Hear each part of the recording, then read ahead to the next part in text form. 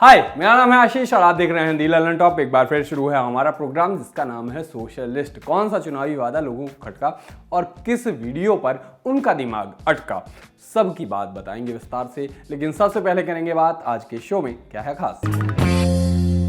In association with Kutumb app. Nitin Gadkari के हवाई वादे पर लोगों की मौज, पीएम मोदी के चिड़िया बिठाने का वीडियो क्यों हुआ वायरल, मैक्सिको की बात करनी है कि मैक्सिको में अचानक इतने पक्षी क्यों मर गए, और पिक ऑफ द डे में हम आपको बताएंगे एक चटोरे यूट्यूबर की बातें। लेकिन वो सबसे पहले सोशल मीडिया के आज के दिन के मुख्य समाचार।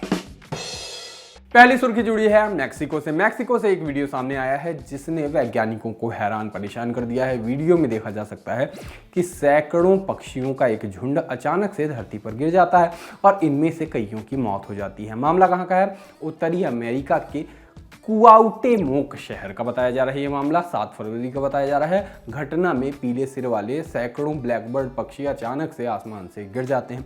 इनमें से कुछ की मौत हो जाती है जैसा कि पता चला, और कुछ जो होते हैं वो वापस से उड़ जाते हैं।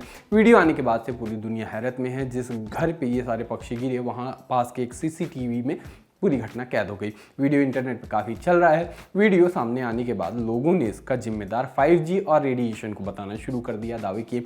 वहीं कुछ लोगों का ये कहना है कि ये सब जलवायु परिवर्तन का नतीजा है। अमेरिका के वैज्ञानिक इस घटना की असली वजह जानने में जुट गए हैं। एक तो मेरी शक्ल को देख के खबरों को हल्का मत समझिएगा, क्योंकि ये सब मामले जो हैं वाकई गंभीर हैं।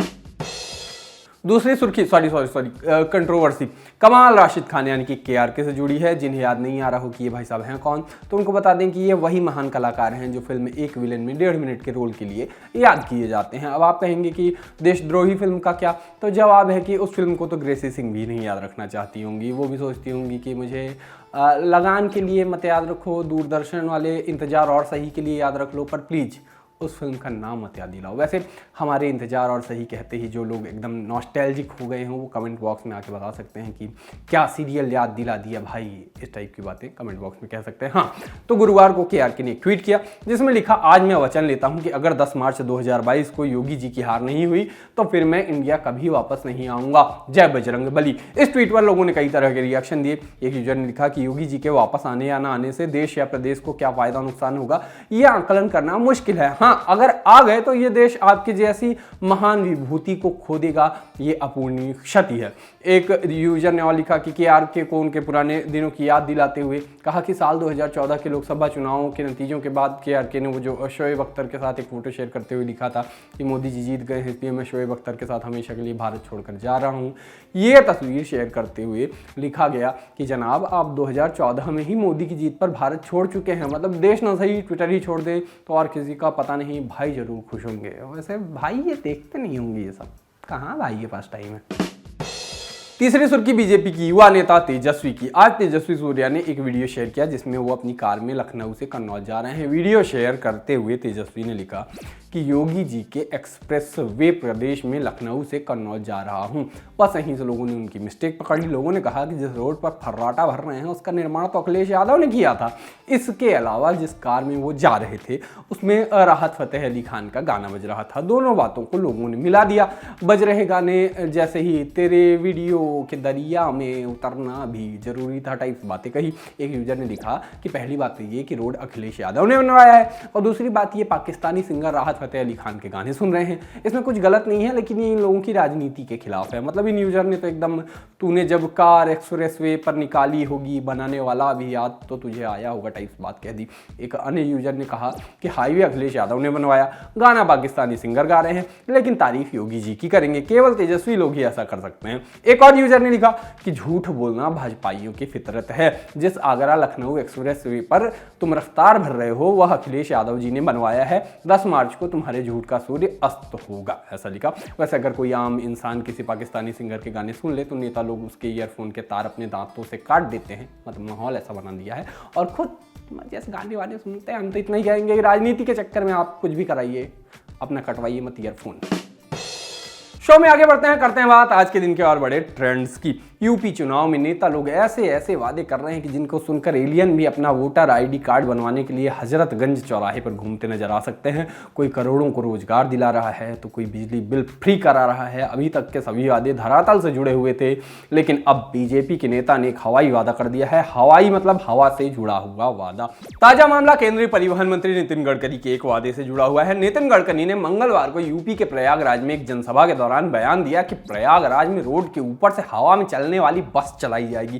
गडकरी ने कहा कि प्रयागराज में रोड के ऊपर से हवा में चलने वाली बस चलाएंगे, उसका भी डीपीआर बना रहे हैं मेरे डिपार्टमेंट और मेरे पास पैसे की कोई कमी नहीं है। मैं करोड़ों में बात करता हूँ। अब हो सकता है मौज लेने के लिए कह रहे हों, लेकिन बयान बाहर आते ही धरातल के साथ साथ सोशल मीडिया पर भी वो चल पड़ा या कहिए उड़ पड़ा। एक यूजर ने लिखा कि जब बस हवा में ही चलानी थी तो सड़कों पर इतना खर्चा क्यों किया महोदय। एक अन्य यूजर ने लिखा कि बुलेट ट्रेन की अपार सफलता के बाद भाजपा के सौजन्य से नितिन गडकरी जी पेश करते हैं एक और जुमला, हवा में उड़ने वाली बस करो गडकरी जी, बस अब और विकास देखा नहीं जाता। एक और यूजर ने लिखा नितिन गडकरी की बात सुनकर समझ आया कि एयर इंडिया को मोदी जी ने क्यों बेच दिया। देश के अब समझ में आया है, वैसे जहां चाहे वहीं राह है, हवा में तीर चलाते चलाते एक दिन बस भी चलेगी। ये मामला खैर फेसबुक पे भी काफ़ी लहराया, मतलब उड़ा। एक यूजर ने फेसबुक पर लिखा कि जल्दी प्रयागराज वालों को एक एक पुष्पक विमान मिलेगा, आज्ञा से नितिन गडकरी जी। एक अन्य यूजर ने लिखा कि टोल प्लाजा के ऊपर से उड़ जाएंगी या फिर टोल प्लाजा वाले हेलीकॉप्टर लेकर पीछा करेंगे। एक और यूजर ने लिखा कि प्रयागराज की जनसभा में आज केंद्रीय मंत्री नितिन गडकरी जी ने कहा कि प्रयागराज की सड़कों पर हवा में चलने वाली बस चलाएंगे। भाई अब तो लगने लगा है कि भाजपा की यूपी चुनाव में हार सुनिश्चित है, इसलिए भाजपा के सभी बड़े नेता उजूल फिजूल बातें कह रहे हैं। होता है जब हार दिखने लगे तो ऐसे झटके लगना लाजमी है, कोई तो रोक लो, ऐसा उन्होंने लिखा। एक अन्य यूजर ने लिखा कि नितिन गडकरी जी ने कहा है कि यूपी के प्रयागराज में अब हवा में उड़ने वाली बस चलाएंगे। मुझे तो लगता है कि LIC बिकने का टाइम भी आ गया है। असल का पता नहीं, लेकिन सोशल मीडिया पर गडकरी जी की बस काफ़ी उड़ी चली। हम तो यही कहेंगे चुनावी सीजन के वादे और ठंड में नहाने के इरादे कभी भी टूट सकते हैं, मतलब सोच समझ के भरोसा करिए। चलिए शो में आगे बढ़ते हैं, बात फिर से करते हैं भाजपा की। बुधवार को पीएम मोदी ने संत रविदास जयंती पर दिल्ली के करोल बाग स्थित श्री गुरु रविदास विश्राम धाम मंदिर में पूजा अर्चना की। पीएम मोदी ने वहां पर भक्तों के साथ मंजीरा बजाया और फिर विजिटर्स बुक में एक खास संदेश लिखा। यह संदेश खास अपने कंटेंट के लिए नहीं बल्कि लिखने के तरीके से है। संदेश लिखते हुए पीएम मोदी का वीडियो काफ़ी चल रहा है। लोगों ने कहा कि पीएम मोदी के पेन ने रजिस्टर को छुआ भी नहीं है और संदेश लिखा गया, ये किसी जादू से कम नहीं है। अब देखिए असल बात यह है कि पीएम देश के पीएम हैं, उनसे ये उम्मीद भी नहीं करनी चाहिए कि वो एक एक शब्द लिखते बैठेंगे। पीएम बड़े कामों के लिए होते हैं, उनके शब्दों का मोल होता है।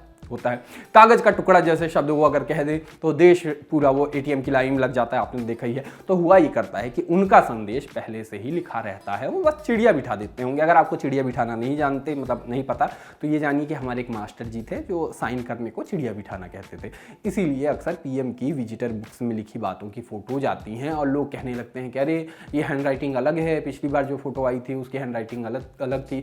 अब इस बार भी सीन क्या हुआ कि कई लोगों ने लिखना शुरू कर दिया कि पीएम खुद लिख रहे थे। एक आध बार और ऐसा हुआ है कि बड़ी अच्छी हैंड राइटिंग आई, लोगों ने बड़ी तारीफ कर दी कि पीएम मोदी की हैंड राइटिंग कितनी अच्छी है, फिर बाद में ट्रोलिंग होने लगी। कुल मिला के आप समझ गए ना कि कैसे हमेशा एक छोटी सी बात पर खींच पेंच हो जाती है। वही हुआ।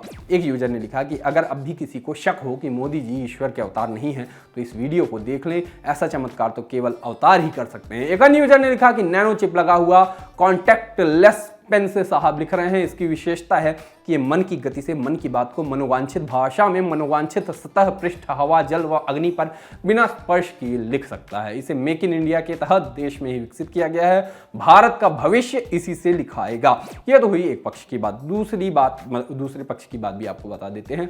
देश के ऐसे पहले पीएम को घिरता देख उनके समर्थक भी अपने तर्कों के साथ मैदान में आ गए। एक यूजर ने लिखा कि नोट पहले से लिखा था, वो केवल पढ़ रहे थे कि क्या लिखा है, पढ़कर साइन कर दिया। हम सभी कई बार ऐसे ही पढ़ते हैं। मैं मोदी समर्थक नहीं हूं लेकिन थोड़ी तो तार्किक बातें करूं।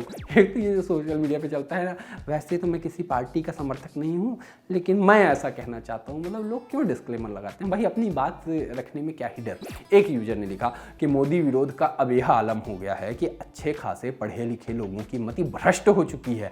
अगर ड्राफ्ट किसी और द्वारा लिखा है और आपने हस्ताक्षर किए हैं तो आपके द्वारा लिखा हुआ माना जाएगा। पढ़ने तक पेन हवा में है, हस्ताक्षर करते वक्त नहीं। एक और यूजर ने लिखा कि भाई संदेश पहले से लिखा हुआ है, उसे पढ़कर कंफर्म किया है कि सब सही है या नहीं, फिर अपना हस्ताक्षर किया, मतलब ये मैसेज के साथ है। खैर, इस मामले पर सबके अपने अपने आरोप प्रत्यारोप, मजे लेना, मीम चलाना, आपको पता है क्या होता है। खैर, वैसे इस पूरे मामले में आप क्या कहना चाहते हैं वो आप कमेंट बॉक्स में बता दीजिए। बहुत खींच पेंच है दुनिया में, क्या ही बताएं। आखिरी खबर पश्चिम बंगाल के मुर्शिदाबाद जिले से आई है। यहाँ पर एक अनोखी शादी हुई है। इस शादी में ऐसा क्या अनोखा है? अनोखी है वर वधू की उम्र। मुर्शिदाबाद के रहने वाले विश्वनाथ सरकार 100 साल और उनकी पत्नी सुरोधवानी सरकार 90 साल की हैं। हाल ही में विश्वनाथ ने उम्र के अपने 100 वर्षों का पड़ाव पार किया तो उनके पोते पोतियों ने दादा दादी की फिर से शादी करवाई है। दोनों की शादी साल 1953 में हुई थी। विश्वनाथ के परिवार में 6 बच्चे, 23 पोते और 10 पड़पोते हैं। राजपाल यादव की वो बात याद आ गई कि इसको घर क्यों कहते हो, इसको जिला घोषित क्यों नहीं कर देते। खैर, अपने दादा के 100वें बर्थडे को खास बनाने के लिए घर वालों ने धूमधाम से उनकी फिर से शादी करवाने का फैसला लिया। इस दौरान वो पड़ोस में घोड़ा गाड़ी पर बारात लेके गए और वहां से उनकी पत्नी को लेकर आए। शादी की तस्वीरें सोशल मीडिया पर शेयर की जा रही हैं। इस बेहद खास शादी में ग्रामीणों ने भी बढ़ चढ़ के हिस्सा लिया। मतलब लोग उम्र के पड़ाव में सेंचुरी बना दे रहे हैं। और एक हमारे पसंदीदा क्रिकेटर हैं जो 71वीं सेंचुरी के लिए इंतजार करवा रहे हैं कब से। अच्छा जस्चर है। दादा और दादी जी ऐसे ही स्वस्थ मस्त और अपने जीवन में व्यस्त रहें, बढ़िया है, ऐसे ही सबको खुश रखें।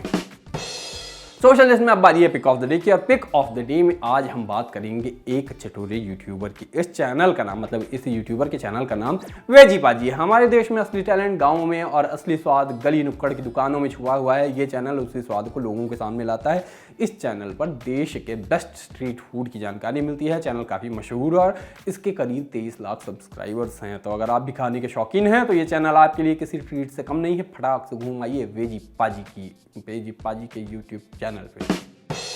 सोशल लिस्ट में इतना ही, लेकिन जाते जाते बात ऐसी है कुछ कि हमारी क्रिप्टो करेंसी की क्लास फिर से शुरू हुई है 16 फरवरी से। बुधवार और रविवार को दोपहर 12 बजे नए एपिसोड आया करेंगे और उसमें आपको काफ़ी कुछ जानकारी मिलेगी। क्या जानकारी मिलेगी यहाँ देखिए। क्रिप्टो मार्केट की नब्ज और घटती बढ़ती धड़कनें, कमाई के रास्ते की ढेर सारी अड़चनें, कैसे होता है नफा और नुकसान, क्यों होता है एक इन्वेस्टर परेशान, घर बैठे कैसे कर सकते हैं क्रिप्टो माइनिंग, वर्चुअल गेमिंग के कायदे और मेटावर्स की दुनिया की शाइनिंग, सुलझाएंगे सब, चाहे हो NFT वाले डिजिटल आर्टवर्क्स का संसार या लगता हो क्रिप्टो रेगुलेशन का झंझट अपार। बदल रही है दुनिया तो न रहिए सोते, लगाइए ज्ञान धारा के गोते। फिर एक बार क्रिप्टो करेंसी की क्लास शानदार, एक नया पैसा सीजन 2 16 फरवरी से हर बुधवार और रविवार दोपहर 12 बजे। बाकी आज के सोशल लिस्ट में इतना ही। कल फिर होगी मुलाकात, तब तक के लिए हम चले, टाटा।